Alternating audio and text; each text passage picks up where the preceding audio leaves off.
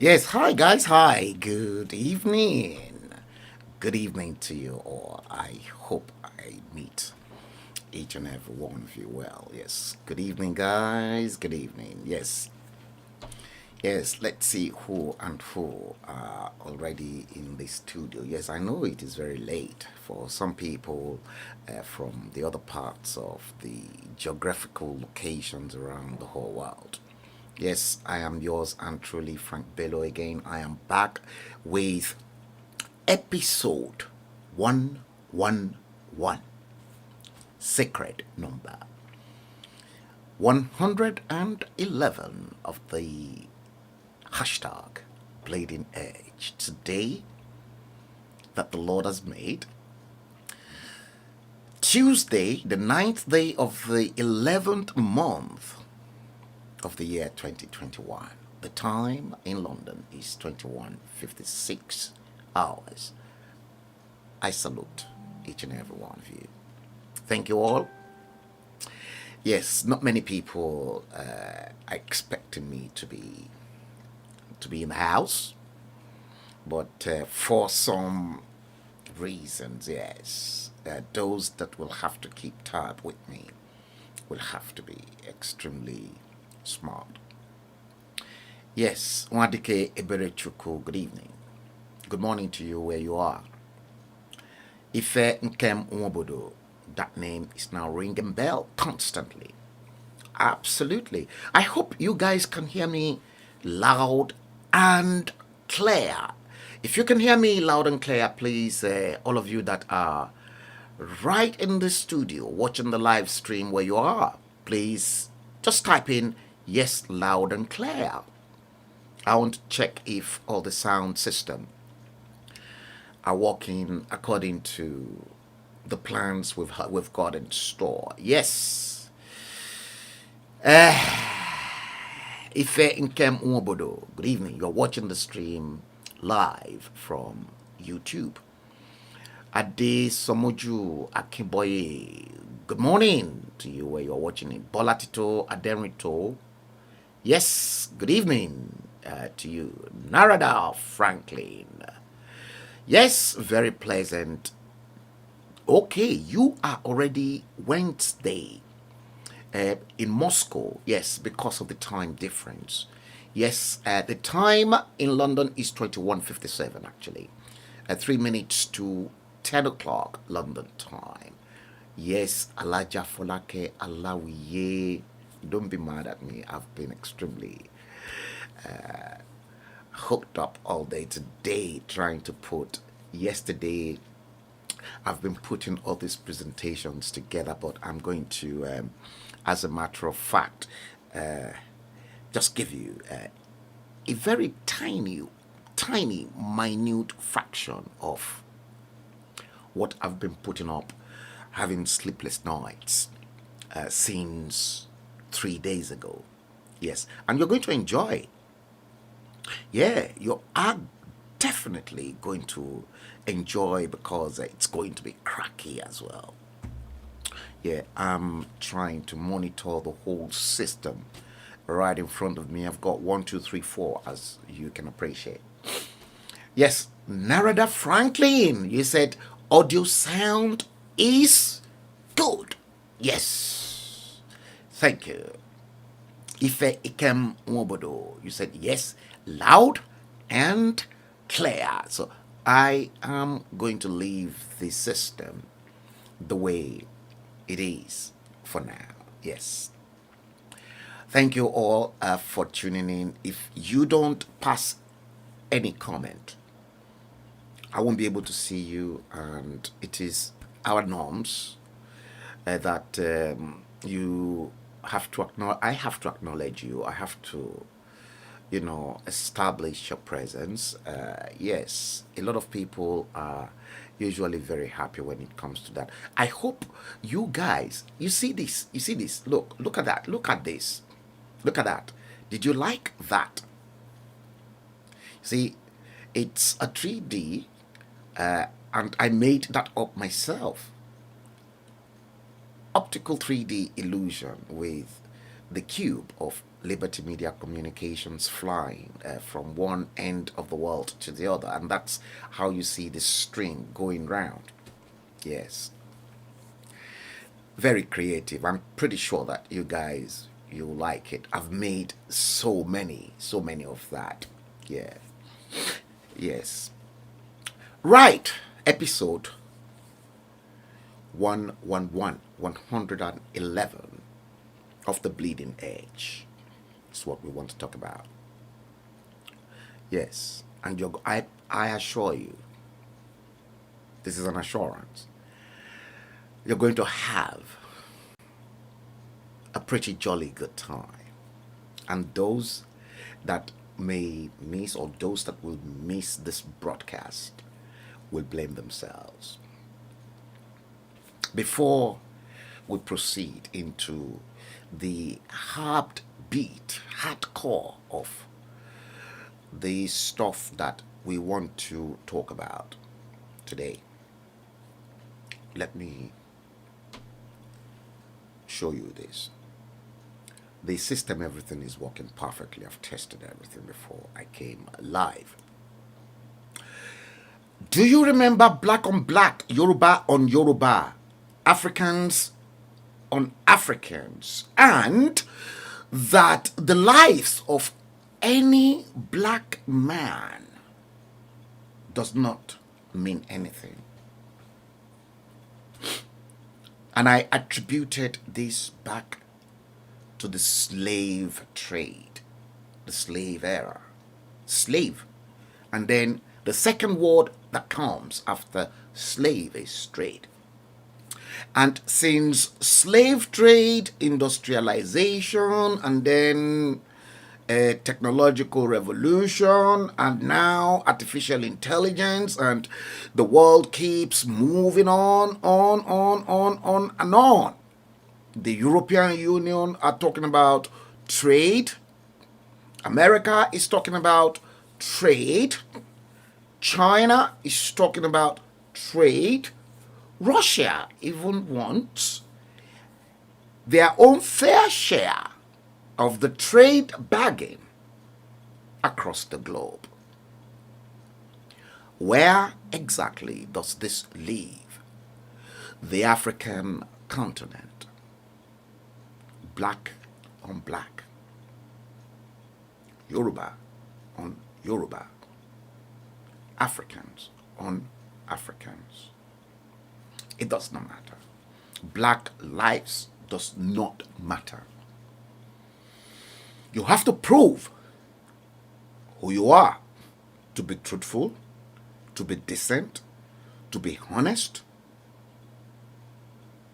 1,000 times far more than the white folks. This first clip is going to give you a taste of the iceberg. Watch this.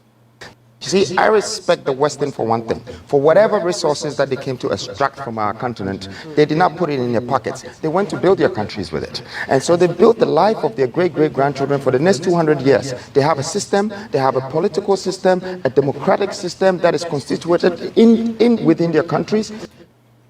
Did you hear that? Did you hear that? They have a system, a political system that is conducive in their own country. So the white man, since the slave trade era,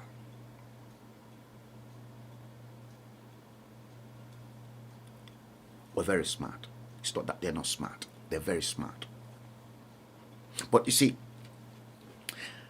I once made it known that the black race, because they are so stupid, they are so dunce, and they don't really love their own people, greed, corruption has eaten into the fabrics and the entire genes of the black man. The day the black man lost it in the world was the day they started selling their own people, even their own children and their wives, to the white man, even as a trade by barter, exchanging of goods for goods. See, you remember the tape on slave trade I played you? A black man in West Africa, in Badagry, in Nigeria, sold his 2 wives and 4 children to the white man in exchange for a liquor, intoxicating liquor. Ifeshegun Ogundipe. Thank you. Good evening.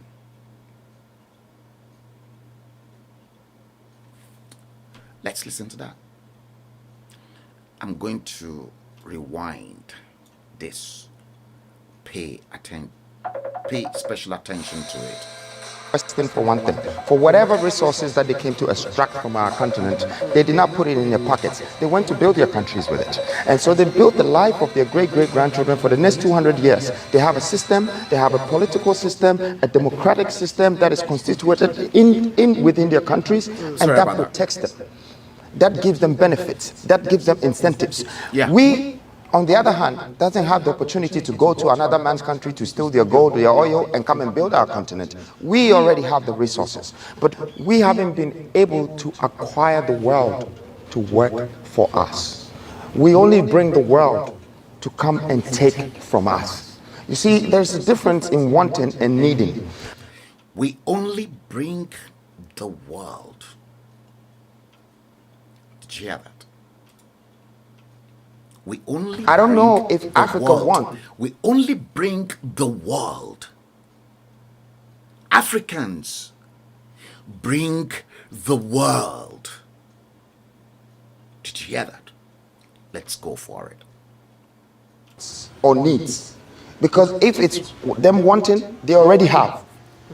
They have enough resources to survive. Yeah. But there is something they need to make the resources become refinable, become, repackaged, to become manufactured again. Cocoa is a very, very clear example. Nigeria, Ghana traded mostly in cocoa, huge cocoa farm in the west, to which the late Chief Obafemi Awolowo built the old Western Region Empire, to which many of us are beneficiaries of the quality education, quality healthcare, everything that was put in place through cocoa revenue, properly managed by the action group led by the late Chief Obafemi Awolowo. No oil. Western region in location 9 was on its own, and agriculture was our main export to the rest of the world. Agriculture. See, Africans don't know how to process cocoa into chocolate.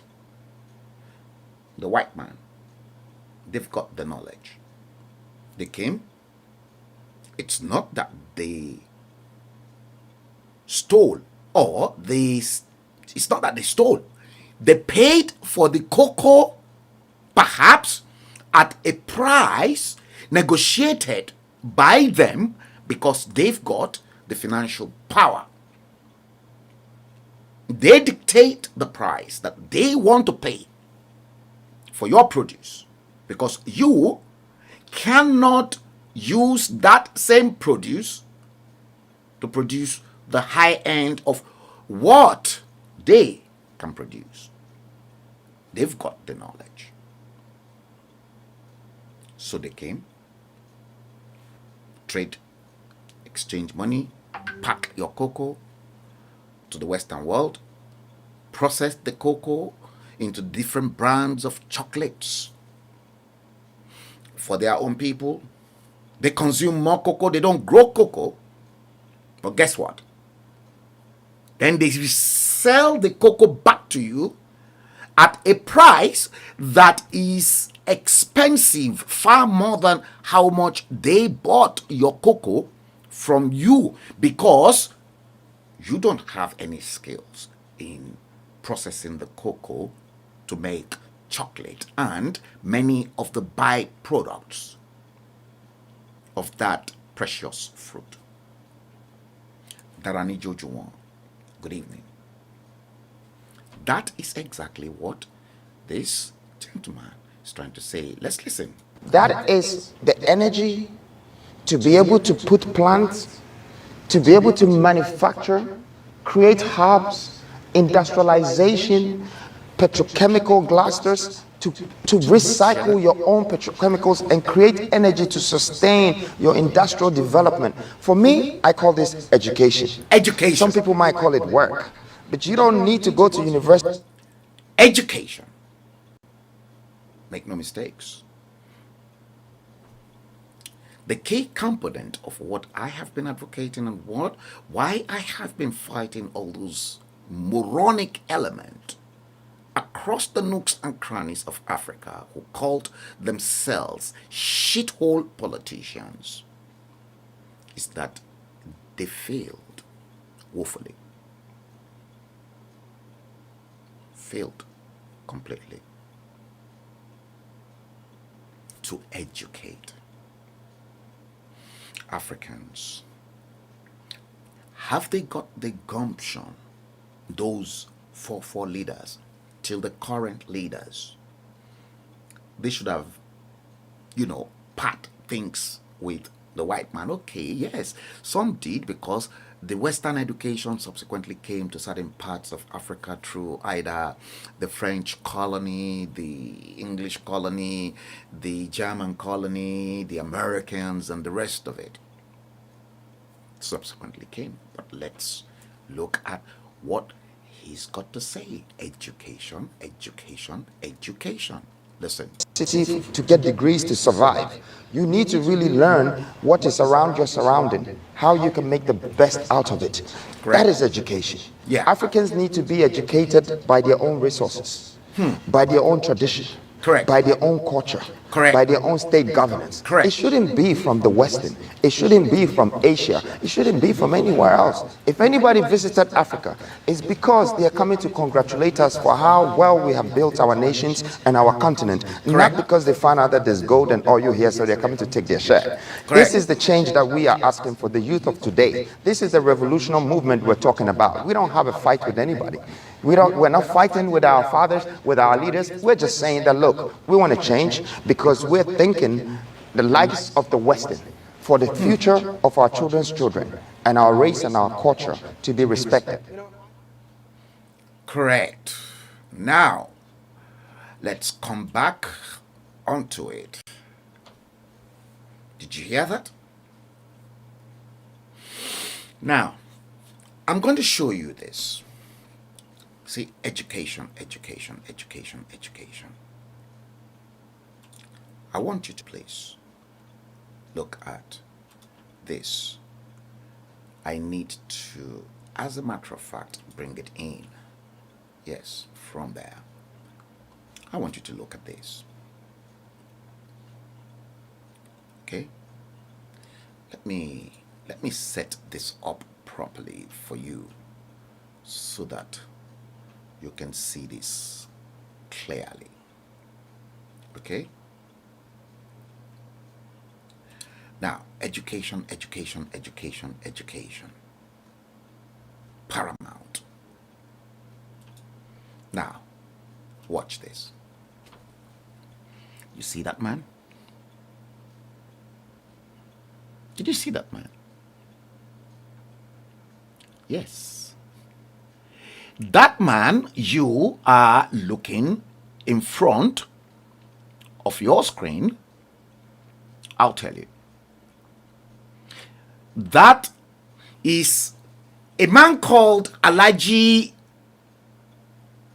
Mohammed Endemic.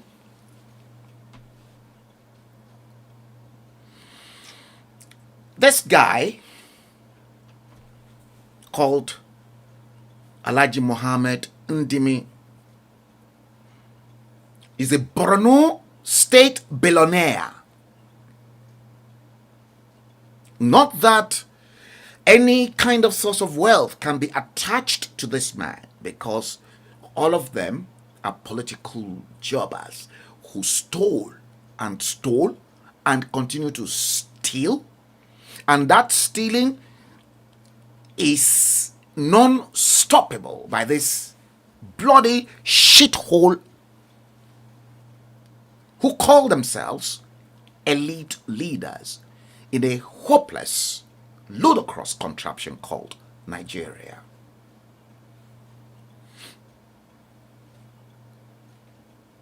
You see, I'm going to take your comment. Alaja Idayatu Muriana Folani. Thank you. You're welcome to the stream. Guys, please share it. You see, this man called Alhaji Mohammed Endemic was educated. He graduated. He was educated in the United States. If you remember one time when Omoyele Sowore broke into a press conference in the United States, to which he and the other political activists truncated their press conference, it was this man. It was this Endemic of a man.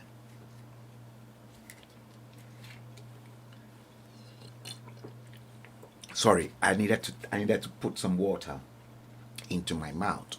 Now, he was educated in the United States. Now, this man, the educational system in his own country has been destroyed.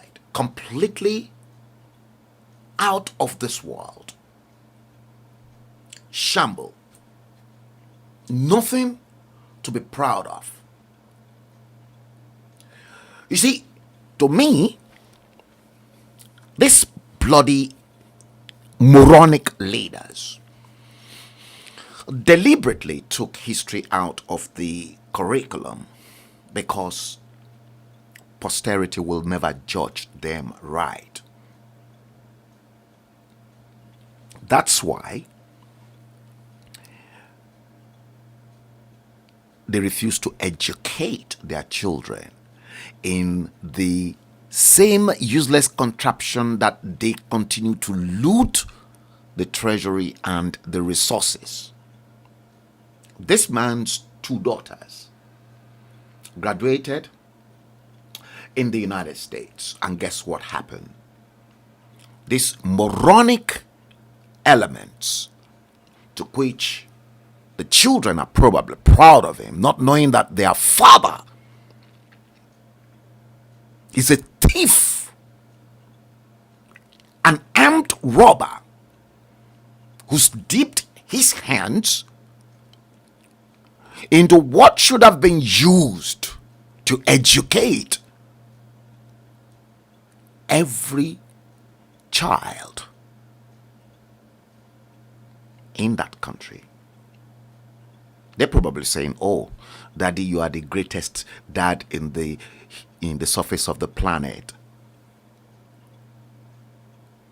These children cannot turn to their father to tell their father to his face that he's an armed robber. This man called Alhaji Endemic, the billionaire Borno State, useless man, donated $14 million. Did you hear this? This man donated 14, not one, not two, 14 million US dollars to a complex named after him as Mohammed Endemic International Business Center. He was educated at Lane University. His two daughters equally went to Lane University, gave the same alma mater of his 14 million US dollars to build an international business center in memory of him, Alhaji Mohammed Endemic. You see, this useless man, you are looking in front of your screen, whose children are probably proud of him, to say, "Oh, Daddy, you are the best daddy." To me, he's an armed robber. The people that are the best daddies in this world, to me, is when I continue to see the likes of the late Margaret Thatcher, John Major, David Cameron, even Boris Johnson, Awolowo, very exceptional human being in the whole of Nigeria. The late Chief Gani Fawayimi, who fought through tooth and nail till his grave. These are the people I recognized. Don't let us forget equally Ken Saro-Wiwa, and not these bloody, stupid, moronic elements. See, he's a demagogue. He made his billions in the hopeless shithole called Nigeria. Guess what? From oil wells by those his military dictators framed, who gave them to him. Oil wells, not in the north, not in Borno, but in the south.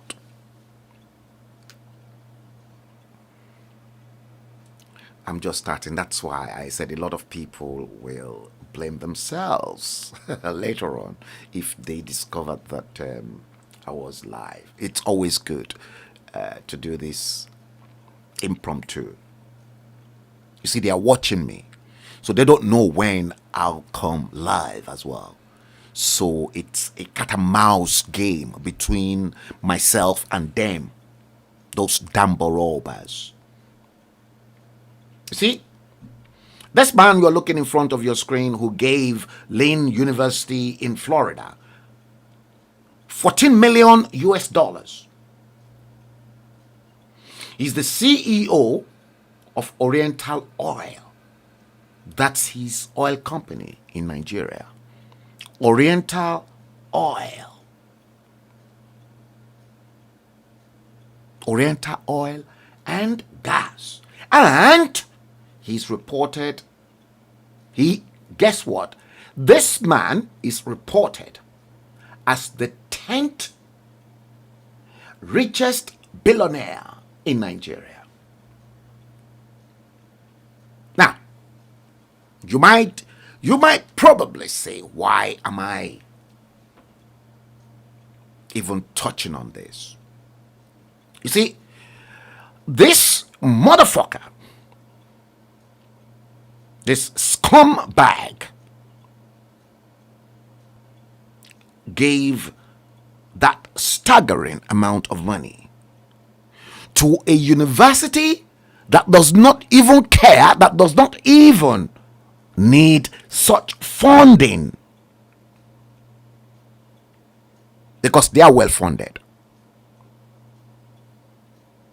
This man, despite the fact that he was quoted as the 10th richest billionaire in Nigeria, has never donated even a plastic chair to the University of Maiduguri, where he came from, or any universities in the Niger Delta. Talk more of endowing a chair in any Nigerian university, but he was fucking quick to give 14 million US dollars to a university in the United States, well funded,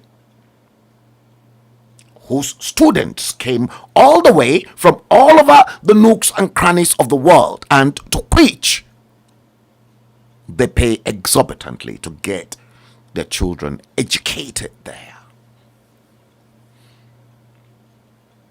But you see, the irony is that this man called Mohammed Endemic can afford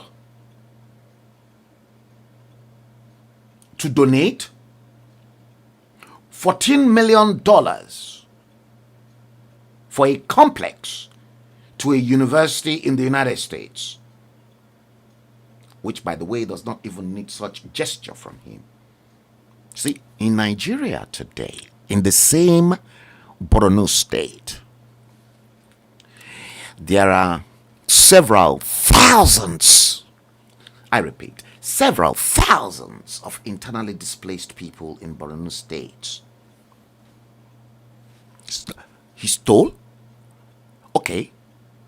You've stolen the money. Okay, fine. Then your state, Borno state, in the northeast, is on fire. But because black stupid leaders, these are the caliber of the leaders that the white man sees, and they call black people monkeys. Because they hate their fellow black people. Remember, black on black, Yoruba on Yoruba, Africans on Africans.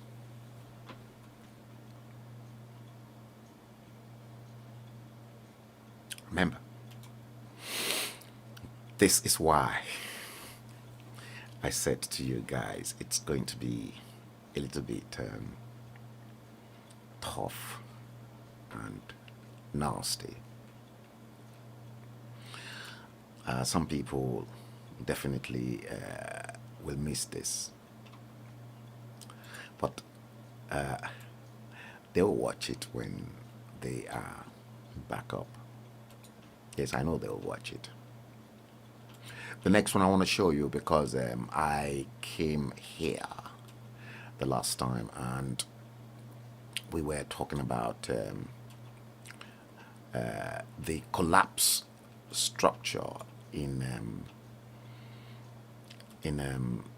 Yes, we were talking about the collapse structure in Ikoyi, Lagos.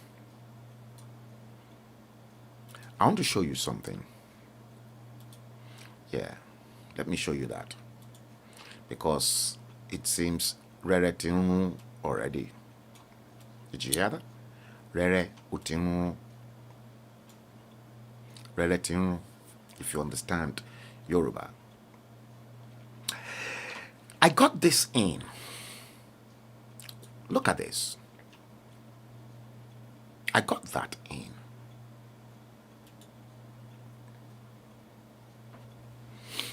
Abiodun Kayode, good evening. Yes, good evening. You said you are eager to hear me talk. God bless you. Now, the brothers and wife of Femi Oshibono, the alleged proprietor of Fourscore Properties Estate.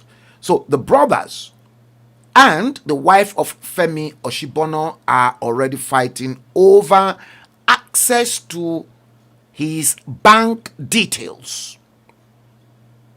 And guess what?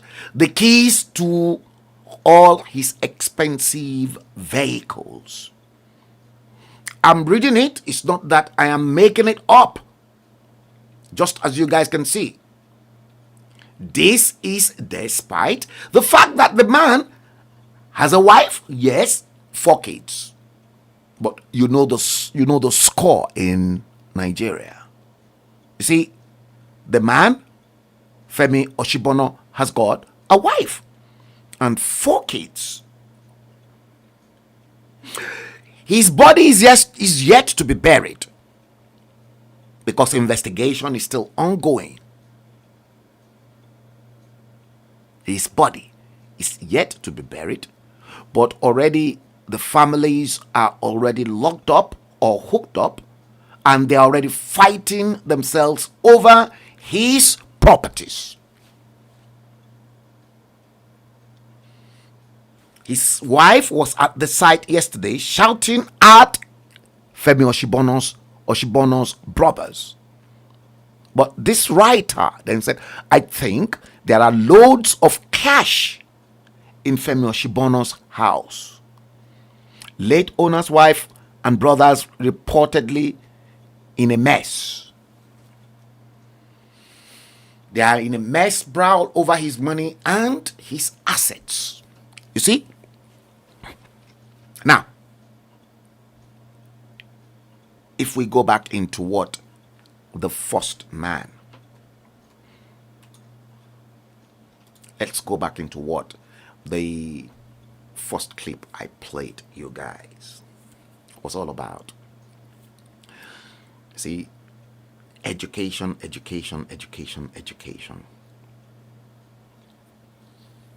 I'll tell you my father's story, my dad's story. I'll tell you.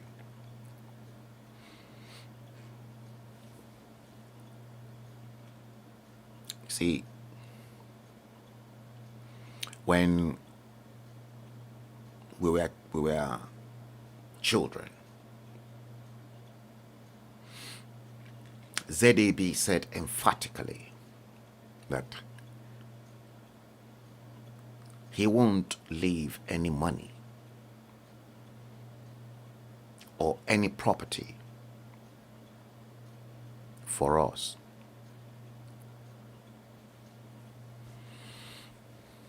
Yeah.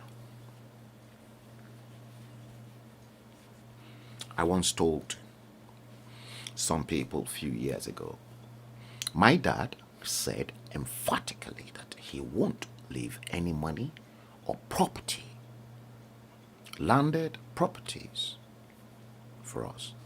And as a matter of fact, he said he's only going to leave one house behind, and that house that he is going to live in for himself, which is in Akure, and that happens to be the only house my father had. See, when you talk of positions of responsibility, even before all those moronic leaders, the likes of this Indomie was probably a child. Perhaps roughly, if probably, perhaps I'm even older than that Indomie of a man.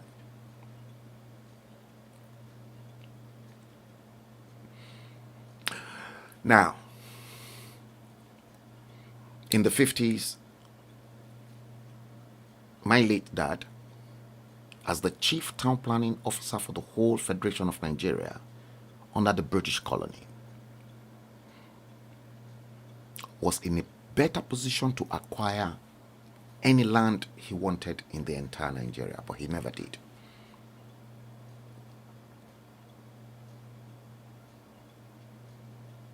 You see this structure that actually collapsed in Ikoyi?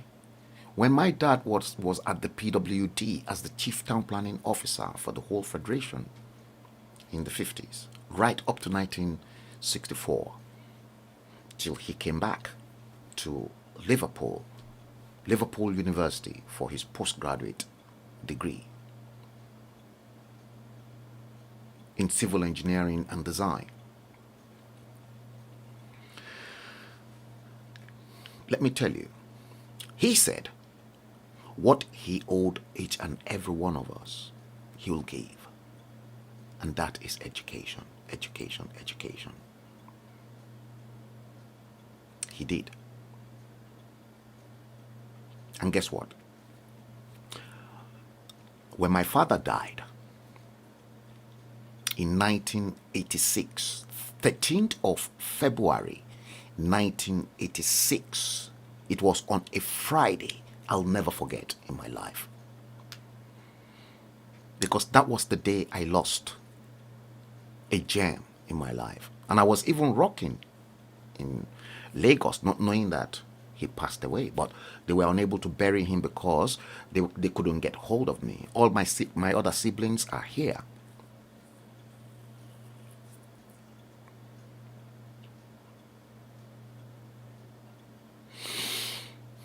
The only property is where he died, that he left behind.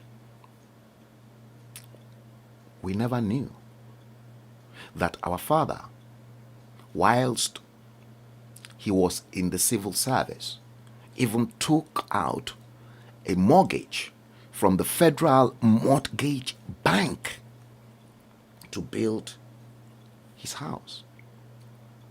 We never knew. We thought everything was settled. Nobody was even interested in the house anyway, because we are all very, very successful in our own rights because of that assurance that he gave to his children that, look, I won't leave money behind. I won't leave any properties behind. You have to work for your own. But what I owe you, education, education, education, I'll give unto you. And he did. And that's why right now, as Femi Oshibodu's brothers are fighting with his wife over their property, it doesn't happen in my own family. Nobody is interested in any other's properties, or because we are all content in our lives. We've got everything. We might not be billionaires, but I tell you what, we have peace of mind, and we're not jealous of anyone. My siblings' children are not jealous.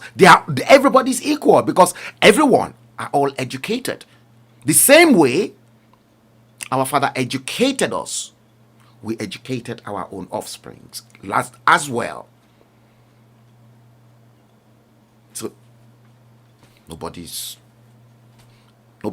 jealous of anybody. Nobody. This is what happens when parents will opt out or choose to educate one child and then forget about the other one. We've just seen that. coming into play with Femi Oshibono here. I wish him peaceful rest because the man is gone. He's not here with us to come and defend himself. So I'm not going to talk anything negative about the dead. I will respect the dead to just go sleep quietly. Whatever happened with the tower, only heaven knows. Only heaven knows. I'm not going to antagonize. I'm not going to do anything because the man is just simply a businessman. And I like his courage far more than this hopeless Ndumi. This nasty, bloody Ndumi that stole and, got everything from the oil well. Femi Oshibono did not. Perhaps some people said, politicians fronted him and the rest of it. If you've got the proofs, bring that out. I don't know Femi Oshibono. I've never met him. Perhaps I've met him before, but she cannot. But truth must be told. Femi Oshibono, in my own dictionary, commands more respect in my own books than the stupid Borno State billionaire Alhaji Mohammed Ndumi. Because guess what? The man was courageous enough, developing properties all over the whole world, and then decided he will go to a country that is mad. Kudos to him, wherever he is. I respect him, and I respect him far, far more than your hopeless, ludicrous, rogue politicians. Temitope Oke, James Coker, I can spot you people. Adeomoluabi Odutua, I can spot you too from there. Yes, I'm looking at all the gadgets in front of me. Yes, guys. You see, many of you were not expecting this, but I told you it's really going to get a bit murky too. It is. Temitope Oke. Yes, good evening. You were watching Temitope Oke, but I saw you from this device here on my left hand. See, I'm watching everybody. Well, if you comment or you don't comment, I'll see you there. You guys will say, how do I do it? Don't ask me that. Guys, please share the stream if you haven't done so. Okay, now let's bring in this next one. This next one will now, as a matter of fact, let me see.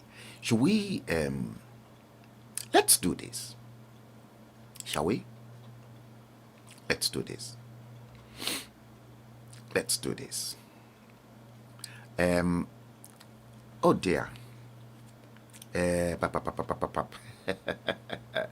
Godwin Blessing, I've spotted you too. Good evening. Okay. Because of what that guy said, let me bring in this particular clip for you to watch. Somebody sent this and I said, well, I think it is better we do this as well. Now, watch this.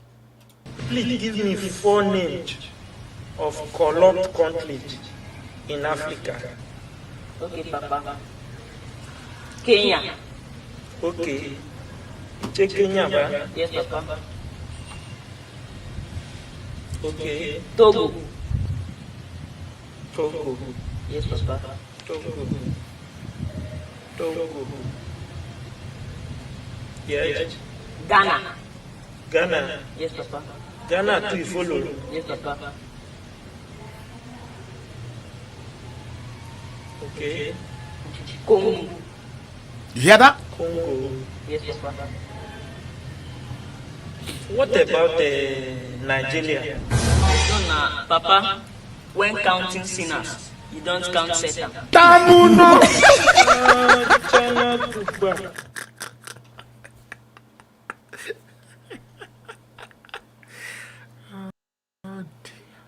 Dear Lord, please calm down and smash Nigeria into pieces. When you count sinners, you don't count Satan. Nigeria. Welcome to Nigeria. The kingdom of satanic agents. And I mean it. Let them come and challenge me. Now, you've seen that. Now you will begin to see why that poor lad consider Ghana, Togo, Congo as countries that have sinned against God. But Nigeria cannot be counted because Nigeria is a satanic agent that is rivaling God. Nigeria is a rival. And all your politicians, look, let me do this. Now, listen to this. To buttress this argument, to tell you that that boy that you've just listened to the clip was right about the fact that Nigeria is a satanic nation, not a godly nation. Satanic nation. I am repeating it. Nigeria is a satanic nation. If Nigeria is not satanic, you won't have the like of Alhaji Mohammed Indimi donating $14 million to lean universities in California. Nonsense. To tell you more, it's not just Ndimi alone. You see, what about 419s? And that's why I said Nigeria is the spiritual home of Lucifer, Satan. You hear that? It is. Make no mistakes. Now, why am I saying that, and why did that poor child said that? Listen to this. Good morning. Yeah, good morning. Yeah, am I speaking with Oluwafemi? Good morning. Who am I speaking with? You are speaking with Mr. Godwin Adebayo from NCDC. How are you today, madam? Good afternoon. Good morning. Yes, the reason why we are calling you this morning, we received a text message from the federal government that we should credit you the sum of 35,000. You hear that? Due to the past away COVID-19 lockdown. Mommy, have you received your alert? COVID-19 lockdown. Listen. Okay, mommy. Congratulations to you, mommy. Hello? Hello, I'm with you. I said congratulations. Okay, thank you. Yes, we are going to send the money to you now. And once we send you the money, use part of it to buy hand sanitizer and food stuff for the family. And keep the rest for upkeep, okay? Okay. Yes, which bank are you using so that we can credit to mommy? Is that what? I said, which bank are you using so that we can credit you this money? SCMB. Okay, mommy. So the account number of the SCMB, call it so that we can send you the alert. Watch, listen to this. The people that ask you to credit me, don't they have their account number? No, what we have here, mommy, is your date of birth and your BVN number that was submitted on our platform, which is your date of birth is 14 December 1976. They got the date of birth. Yes, that's what we have here, and your BVN number, which is 222-44-194-080. That's your BVN number. So we don't have your account number. We are calling to confirm from you, okay? Yes, mommy. Okay, ma. Call it. You know what? You can. Mommy, if Hello? Hello? I'm with you. Mommy, Mommy, if you don't need it, you can tell us that you don't need it so that we can attend to other customers. Why won't I need money? I need money now. Mommy, you calm down now. You calm down and talk to us. So Is it that for one we can night? to you. Your account number so that we can register you. Is this month, next month, and next 3 months? That one, we are going to pay the month of November, December, and January, okay? Okay. Yes, call your account number. Everything. You see that? Okay. Call it. Instead of the account number, you can use the money and buy credit to me and send it to me. Okay, I we should buy credit and send the credit to you. You see, clever woman. Mommy, I would say, you hear me? I'm hearing you. The way you are speaking, you are not matured. Your brain is not matured. Your brain You are is speaking not, like your papa is not mature. Your mama is not mature. Your family they are not mature. You are a bastard. Ashawo. Go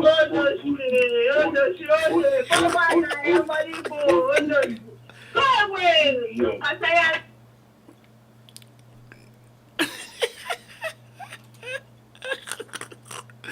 You see, can you see that? Can you honestly see that?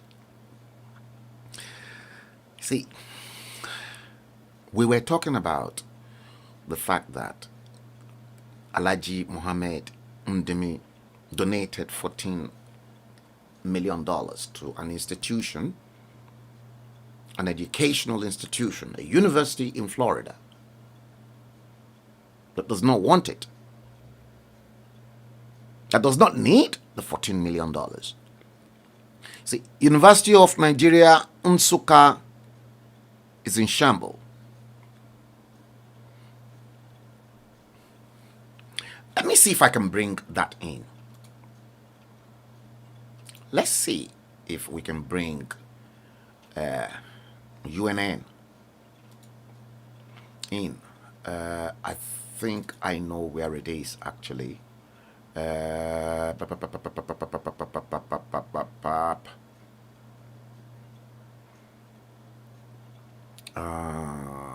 Okay, I think it is somewhere here.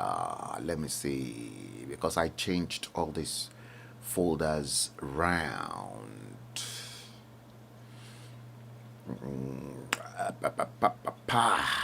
Come on. Just bear with me 1 minute, guys. I changed some of these folders around, and I'm okay. Okay, penned. I think I'm going to need the penned as well. I'm going to need that penned too. Where is it? Where is it? Come on.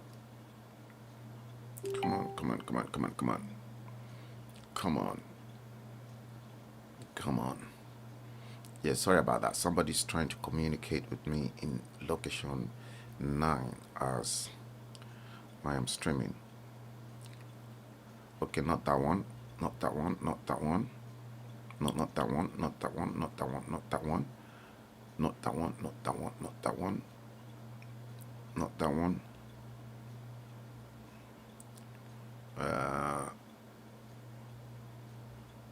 Not that one. Okay, it could be in here. 1 minute, guys. Yes, I knew I changed everything around, and that video clip will be somewhere here. Yeah, I'm pretty sure it should be somewhere here. UNN. Okay, let me do it this way. Sorry about that. You can clearly hear that.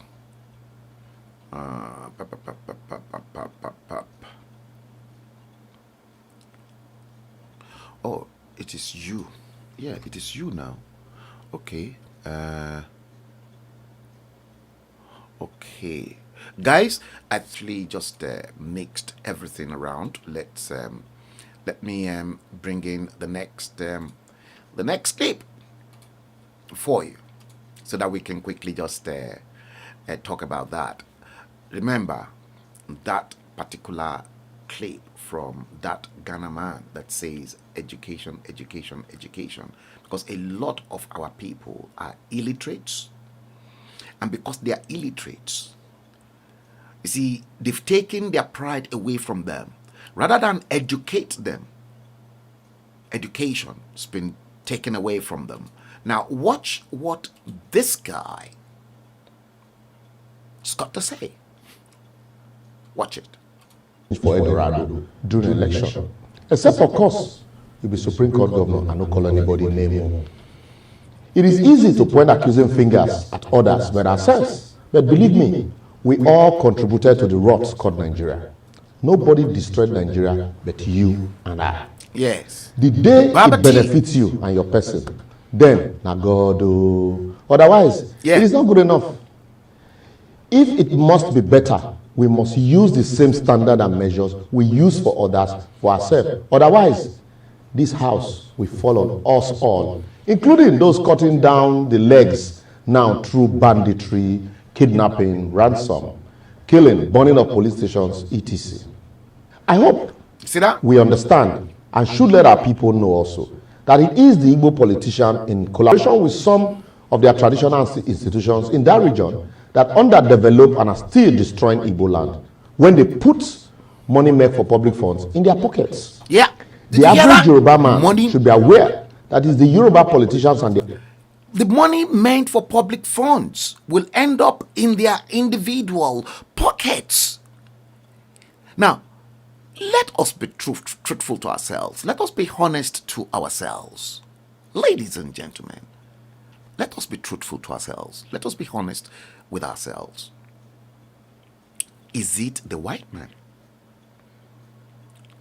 that encouraged your greedy, nasty, ludicrous politicians to loot from you people? Remember, we're coming back to this because some of you that you just coming in, you missed on this particular one. We're going to come back to that. Okay? Now, see, I respect the Western for one thing. For whatever resources that they came to extract from our continent, they did not put it in their pockets. They went to build their countries with it. And so they built the life of their great-great-grandchildren for the next 200 years. They have a system, they have a political system, a democratic system that is constituted within their countries, and that protects them. That gives them benefits. That gives them incentives. We, on the other hand, doesn't have the opportunity to go to another man's country to steal their gold, their oil, and come and build our continent. We already have the resources, but we haven't been able to acquire the world to work for us. We only bring the world to come and take from us. You see, there's a difference in wanting and needing. I don't know if Africa wants or needs, because if it's them wanting, they already have. They have enough resources to survive. Correct. But there is something they need to make the resources become refinable, to become, repackaged, to become manufactured again.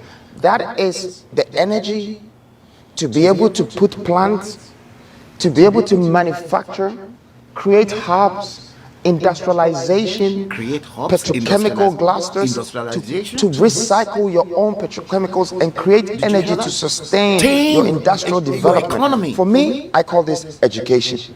Some people might call it work, but you don't need to go to university to get degrees to survive.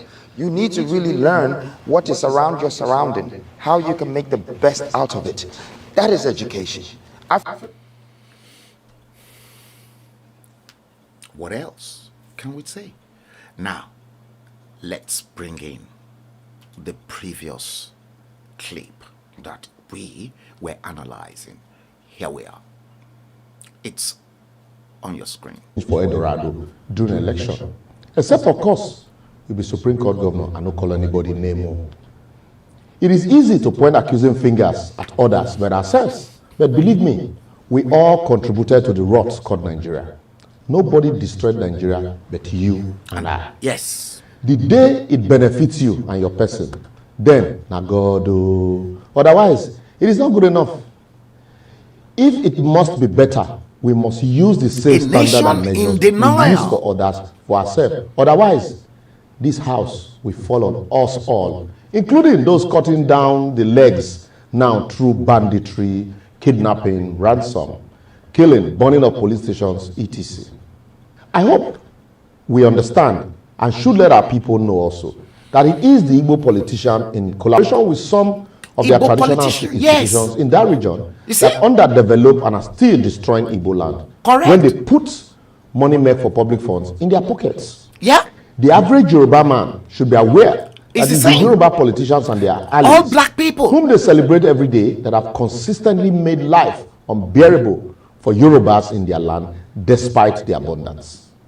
The Hausas, Fulanis, the Kananis, the Jukums, the Bera, Tiv, Idoma, Igede, Igala, Igbira people, it is the same. You should understand that it's not a man from Anegbete or Rerope, but their governors and representatives whom they either voted for or abstained from voting for that have consistently made development a mirage for them, even with their numbers and natural resources. I hope the Ijos, the Robos, Calabaris, Benins, Ishan, Afema, Ika, Ikwere, and others in South can see clearly that it is nobody but their politicians and leaders, both religious and traditional, that are eating what's meant for everybody in the midst of plenty. So blame them and not others. Those destroying and burning down pipelines in South, our brothers and sisters, hope they know that those destructions is a further destruction of our environments. Correct. The ones that claim to be unknown and setting ablaze police stations in the southeast are our relatives. What do we tell them? Others kidnapping villagers and innocent school children, killing in the name of religion, and setting villages on fire in the north, lives amongst us as relatives. Apart from asking for amnesty and ransom for them, have we ever bothered to ask them to stop? And where they are arrested, do we insist that they be punished for their crimes? I leave you to be the answer to answer that question. That traditional ruler dishing out chieftaincy title to undeserving people because of money will look for who to blame but himself. The pastor and priest who sees Sunday sermons as opportunities to further fleece his gullible congregant is also blaming somebody somewhere for the rot that he represents. God loves a cheerful giver after all. Yet they buy private jets in the midst of hunger. The Islamic cleric who is negotiating with bandits and terrorists and those who are silent in the face of the killing simply because the killer shares a faith with them is also a problem and not a solution. Correct. Make him also look himself in the mirror and change. Those lawmakers who sees every budget passage as opportunity to pad and make money are our parents, relatives, and village people. What do we tell them when we meet with them in private? Do we say, give me my share, or bros, sis, represent the people well? I leave you to your conscience.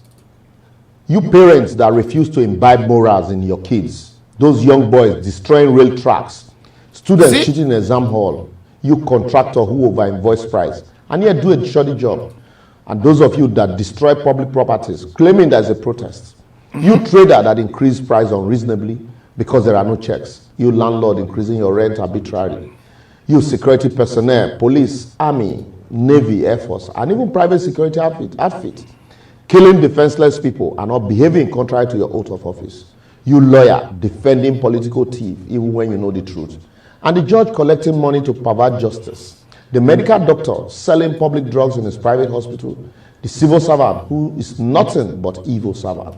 You pickpocket using civil society and NGO to enrich your personal pocket and all defending, defrauding, or suspending people of their money and valuable. The list is endless. Just add your own. The list is endless. Of the larger problem of Nigeria. We are not different from the people governing us, as our leaders and rulers are drawn from amongst us. And that's why it is said that those waiting to steal in government are more than those already stealing. I will therefore advocate that we all must see that our actions or inaction is what is collectively destroying this country and not just that of the politicians. We do not need a sovereign national conference or dialogue to heal the land and tell ourselves the truth. What we need is a personal dialogue with ourselves, our conscience, and our maker. We can then elevate the discussion to local government, state level, and before we get to the national level, we would have all become the change ambassador that we so desire through our individual reorientation in our interaction with our people every day. For if our leadership problem were a national one, then they ought not to have been seen or replicated at the various state and local government level. Correct. It is indeed a personal problem, and the sooner we blame ourselves and start addressing them from within ourselves, the Yes. better. Otherwise, we can divide this country structurally, but the problem will still follow us to wherever we go. Correct. I blame myself, and from today, we make conscious effort to change and do it differently. What about you? What about you? What about you?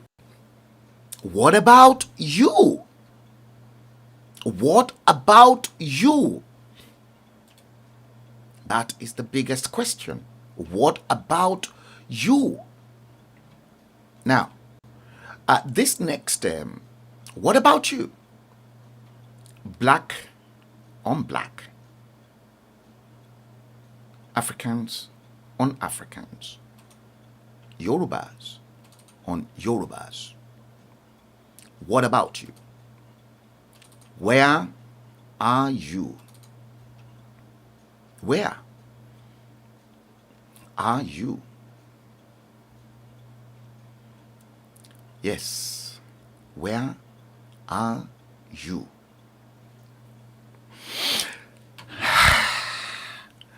I am actually looking for a particular stream that I worked on yesterday. I'm not too sure. I think I saw it somewhere here. Okay, I think it is here. New live stream. And why is it here that it is not in there? Okay, I know where it is. I think I know where it is now. It is here. It is not where I thought it will be. It is not where I thought it will be.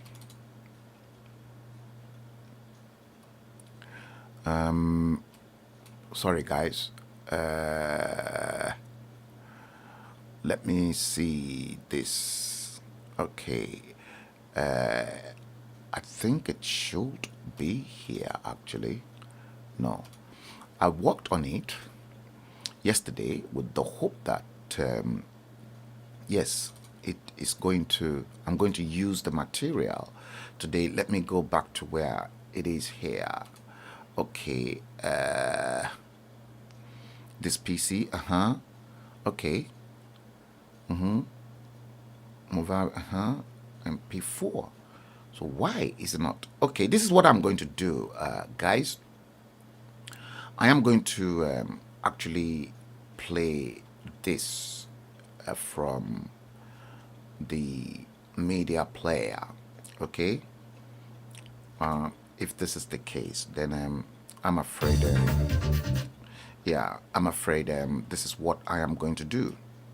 I need to, because this was one of the few bits and pieces that I already showcased that I am going to play you guys.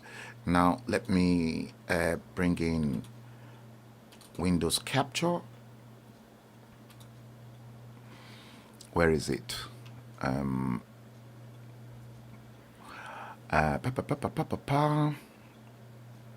Okay, I want the player. I want the player. Let me see. Okay, yeah, that's it. That's it. That is it. So what I'm going to do now is that I am going to, I think it is here.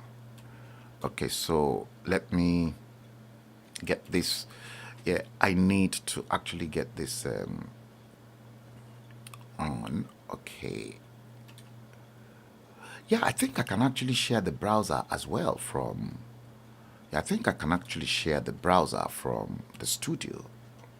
Yeah, let me share the browser from the studio here.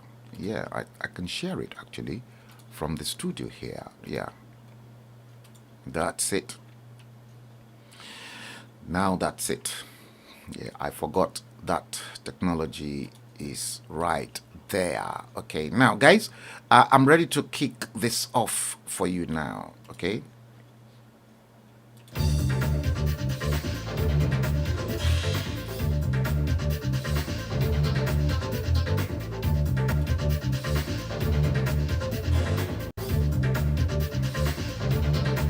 Let's start it all over again.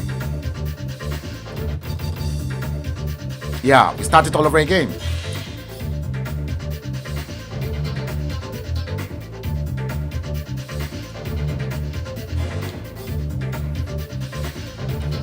Akogun 1. Yeah. A life in extreme poverty.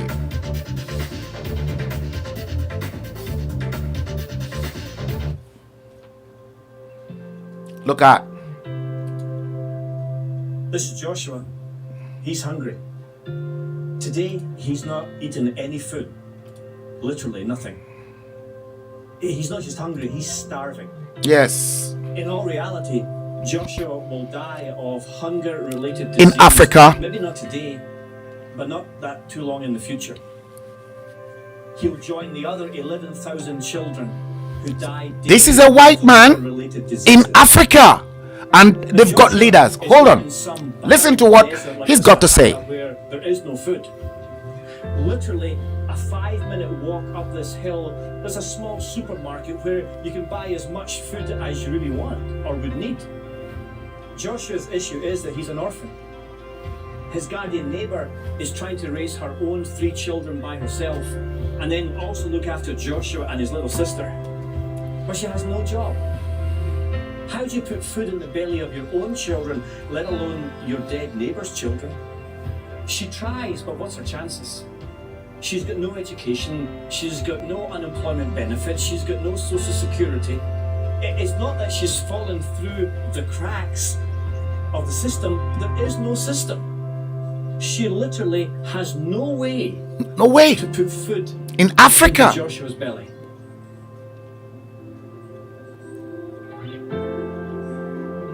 This is Joshua. He watched today as some lucky children went to school. He so wishes he could go to school, but it costs 50 cents to go to school. Just here. 50 cents. He hasn't got 50 cents. 50 cents.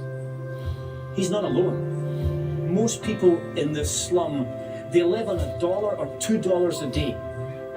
How do you take the dollars that you earn and pay rent, buy some food, and still have 50 cents left over to pay the school fees? You just can't. He won't go to school ever. See? No education. And they've got leader in that part of Africa. Not able to read or write. And Joshua will stay. And you want the white man to respect you as blacks? And along with maybe the other 60 million children in the next decade who live in the slums on our planet. A narrative on shame, echoes of bad leaders who plundered. That was what I gave it. And there are over 2,000 verses in the Bible that tell us who seemingly read and follow the Bible that we should take the side of the poor and the oppressed. And we all know that if we follow Jesus, we're following someone who himself was poor. But theology is never done in a vacuum. You see, it's one thing to believe that God loves the poor. It's another thing to see it firsthand or see it through video and say, okay, God loves the poor, and because I love that same God, I should love the poor also. But who we listen to determines what we hear. Where we stand determines what we see. What we do determines who we are. So who are you? Who are you? See, Joshua's only problem is that he was born in the wrong place. He was born in the wrong place. Born in Africa. So should he be condemned to a living hell now? Should Joshua be condemned to a living hell? That is exactly what the leaders are doing. Something else is about to happen to Joshua and his family. Listen. It's about to get dark in this slum, and there's no lights. There's no police present. I mean, during the day, we see the chaos, we see the trash, we see the smell of sewage, we see people walking around, we see them barely surviving by their living. But at dark, we don't see what happens. You don't see what happens in the dark. Every 3 women Listen. in Burma have been beaten or abused. Nearly 1 out of 2 10-year-old to 19-year-old girls, 45% of them, have been raped in this slum. Turn the sun off, and this slum and little Joshua live in fear of violence. And in the dark of night, no one knows what happens. No one's here filming it. It's hidden, but it's real. But this is Joshua. He's still here. He can't escape. And what did he do wrong? Nothing. Nothing. Nothing. Absolute nothing. Shame on African Union. Determines who we are. Is there someone out there who's willing to walk the way of Jesus, to be his hands and his feet? Is there something or someone who can pierce the darkness and bring light into even the darkest place on earth? So here's the good news.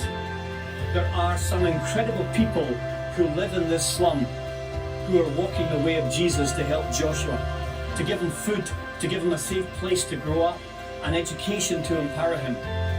You know, for 17 cents, food can be put in his belly. $35 a month will give him an education to empower him out of the cycle of poverty. And the good news is education. You can join this movement. Yes. You can be a part of helping this Joshua and many other Joshuas. Join the movement to kick extreme poverty off the face of the planet and live out the gospel of Jesus Christ in a most powerful, real way.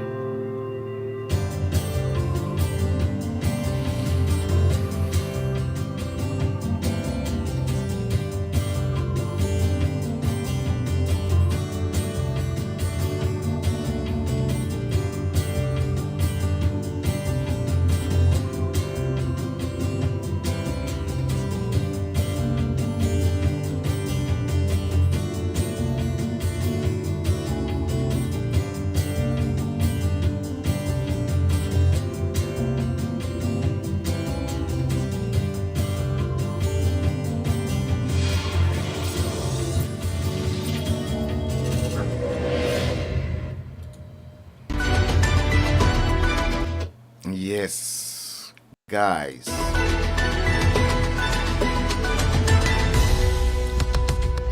Yes. You can clearly see that. It is the same story all over Africa. Yes, Baba Davido, David Hamilton, voice 234. Yes, Akogun, Ama Ọmọ Abagun, Ọmọ wọn ní Ìlàjẹ. You're welcome to the show, my party. Now, remember that useless Alhaji Mohammed Endemic, who gave $14 million to Lynn University in Florida, an institution that does not need the money. The money, the illegal and illicit money made from the rich oil well in the Niger Delta. There are internally displaced people in Borno State who needed that money so badly. That $14 million, had he donated that to them, would go a long, long way to help those that are internally displaced in the Northeast.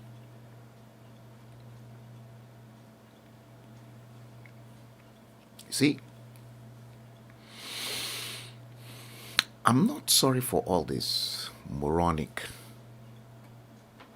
leaders who parade themselves as your politicians. I'm not sorry for them. Now, let's look into this, because I want to take you straight into this, because you've just seen that's just one part of Africa that you have seen. Okay? That's just one part of Africa that you've seen. Now, let's look at Jankara Market, Nigeria.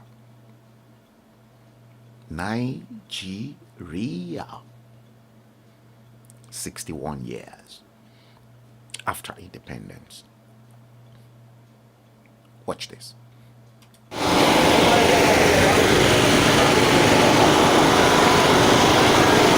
See? Jankara Market.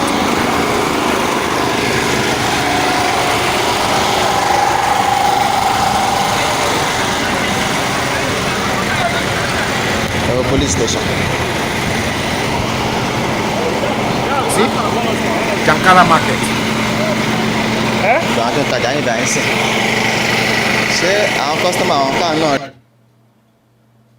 Jankara Market. No, not Jankara Market. Adeniji Adele Market. Let's watch that once again. Adeniji Adele Market.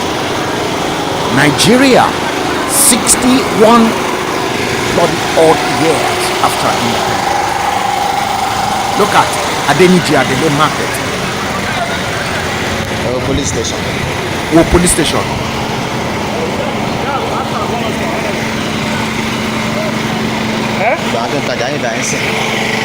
See that?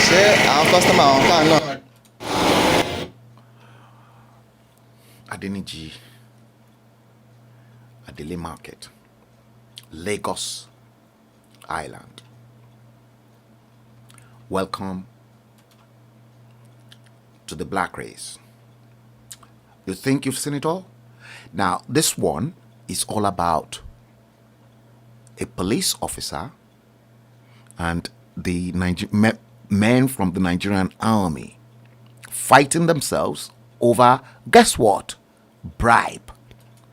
Junction. You heard. Watch that.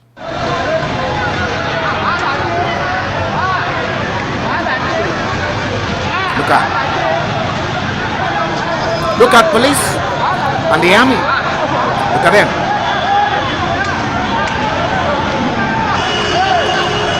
61 years.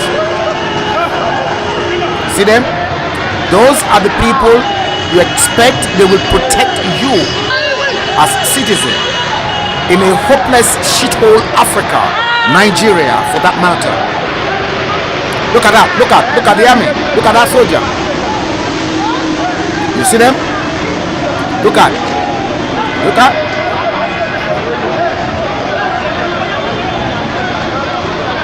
See? You see that one is using you see the police officer using gun. You see that? Okay, they are now shooting. See? Shit hole. Do you get that?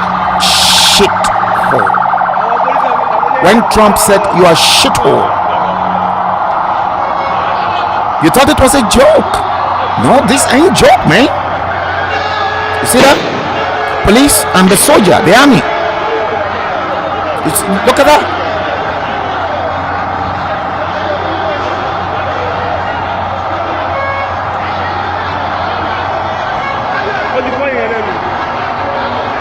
You see that? You see that? The police with their guns.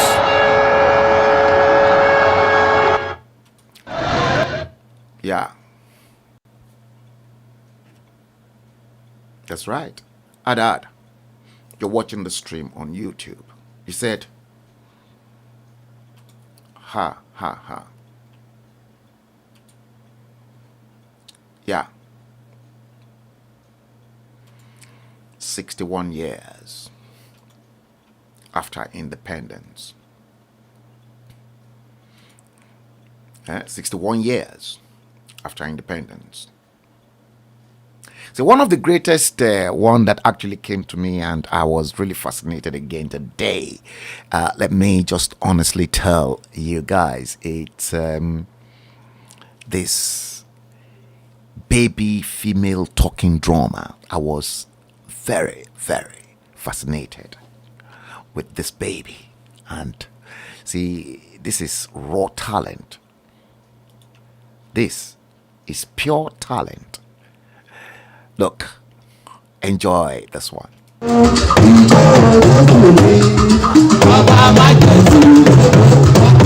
at the baby.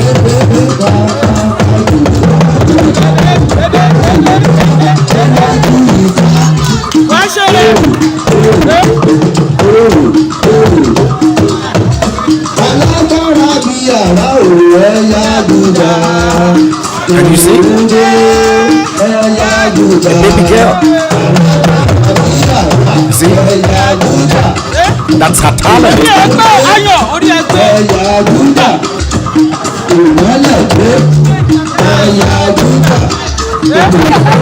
See, the Yoruba culture, very rich culture. You see that?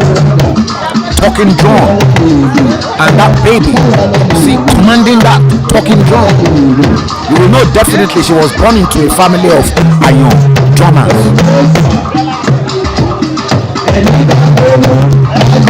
See that? Ori mi nígbà tí mo gbọ́.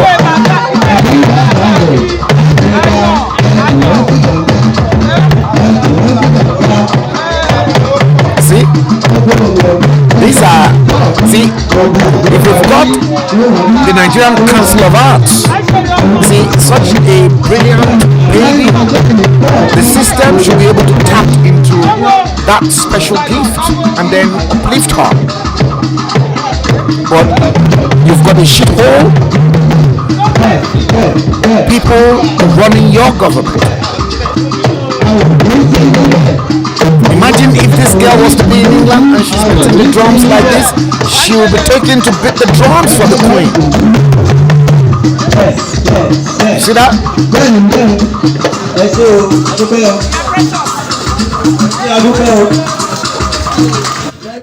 You see that? I was really fascinated.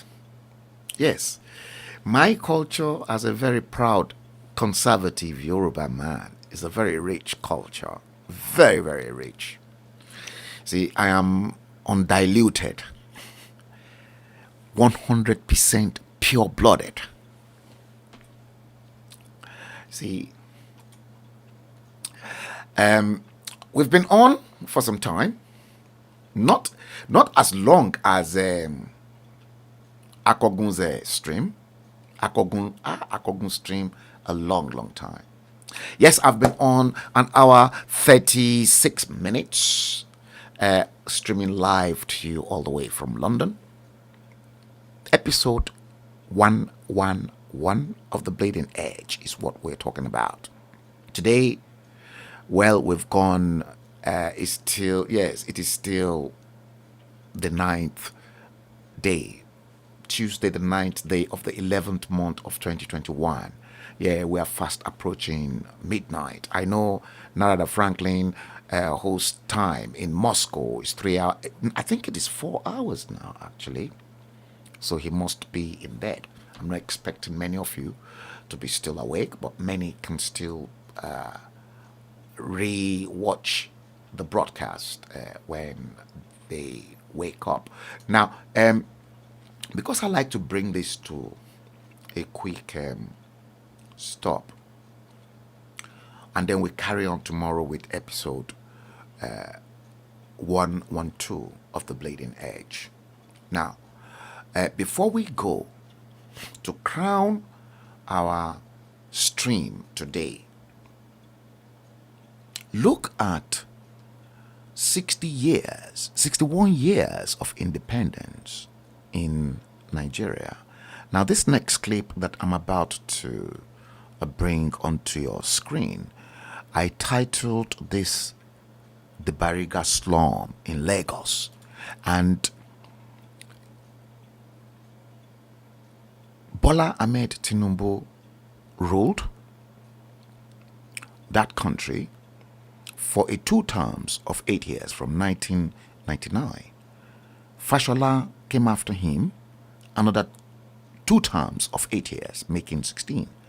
Ambode came with 1 term of 4 years, making how much?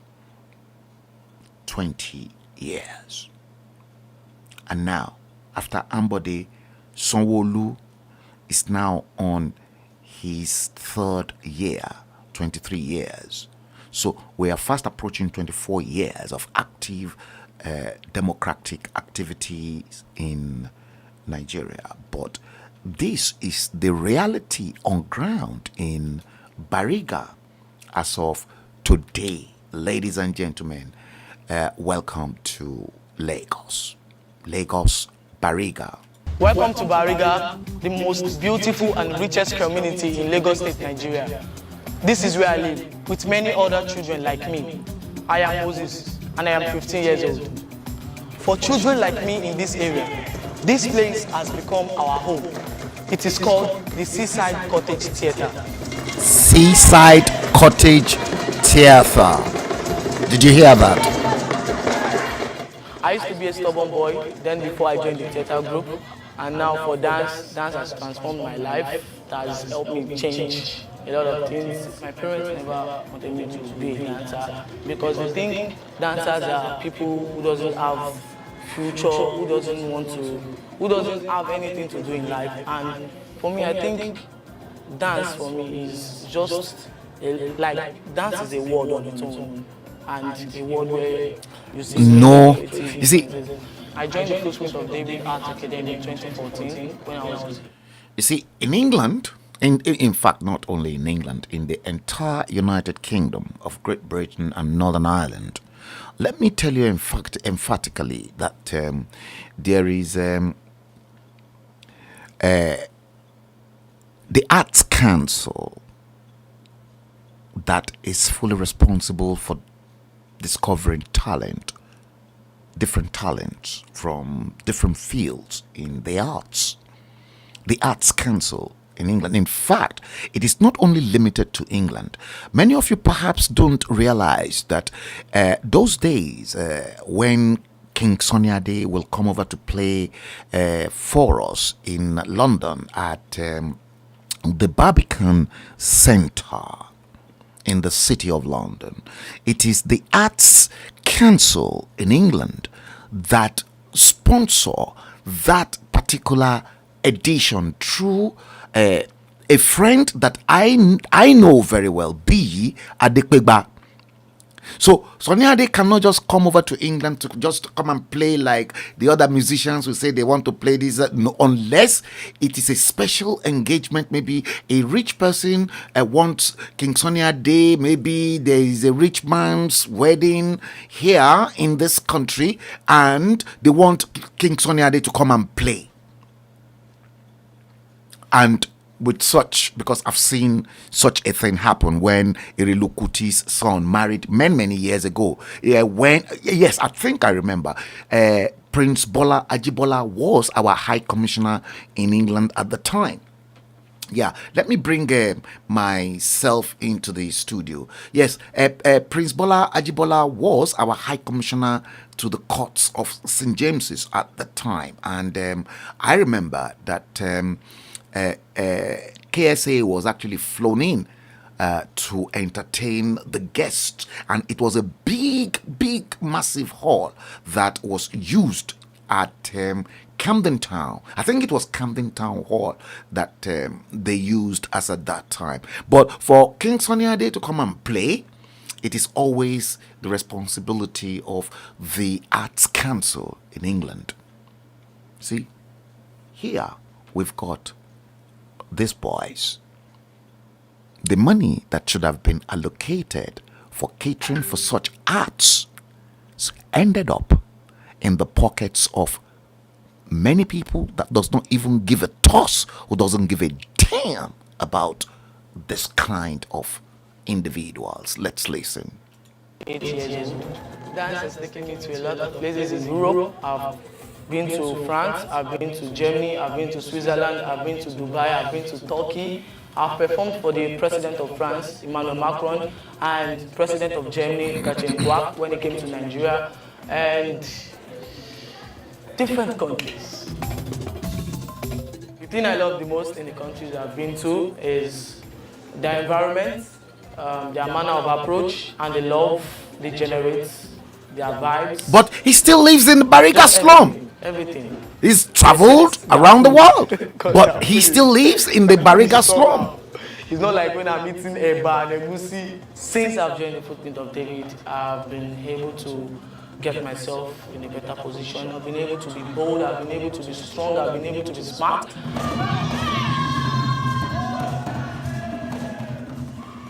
So I started Footprints of David Art Academy to actually use art, dance especially as a tool to, revive the... Such an individual should have made his way straight into the National Arts Theatre in Igomu, Lagos. And that's why Footprints is using art as a tool for community development. You see, what a beautiful thing. And the money that Right from when I was the funds they should have allocated into the arts. Right now, in the future, I want to become a dance philanthropist. Dance With the philanthropist. children of Good. Socio-Cultural Theatre, we've been Good able ambition. to succeed in our academics here in Lagos State, Nigeria, and in Africa as a whole. We might be from Bariga, a dirty, poor community, but see we that? are ready to take over the world. They are ready to take over the world. Thank you, BBC, for that clip. You can see they are all for educational purposes. And guys, yes, let us bring the episode number 111 of The Bleeding Edge into a conclusion. Alozie Friday, good evening. James Coker, you said better rich culture. Thank you. Yes, let's bring the stream to an end. I hope you have enjoyed yourself. Join me tomorrow. If you haven't clicked like from whichever of the platform on Facebook you are watching the stream, go onto it, click like, and then follow it. And then on the YouTube feeds, just click subscribe, like, and then click the bell icon. And anytime I am live, you will be brought straight into the studio. And on this note, the time is 23:35. Today, Tuesday, the 9th day of the 11th month of November 2021. It is episode 111 of The Bleeding Edge. And on this note, thank you all. Akogun, David Hamilton. Yeah, we'll talk after the show. Thank you all for watching the stream. Elijah Folake Alawiye, every one of you, Taiwo Banuso, Adad, I salute each and every one of you. Those are the names I can see right in front of my screen. And I think Olupumi Oyewole, you are watching as well. I don't know which of the platform you are watching it from. Join me tomorrow. We're going to carry on because I've got loads of stuff already piled up for you that we are going to talk about. Tomorrow, we will go into Bola Ahmed Tinubu's case. You heard. And if possible, we will equally treat the issue of Muhammadu Buhari as well. Let me assure you, I'm not going to give up. Guys, until tomorrow, click that because I won't promise you the time.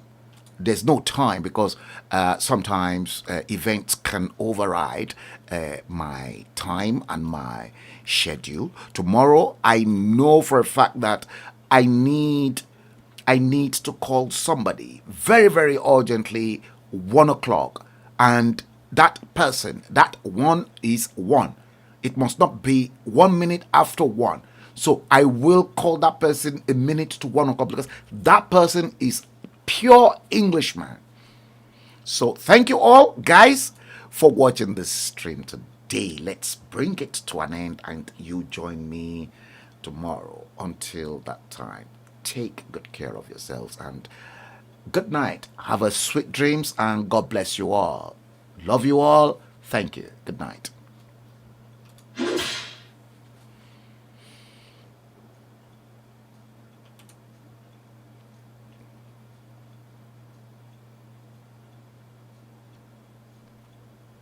you.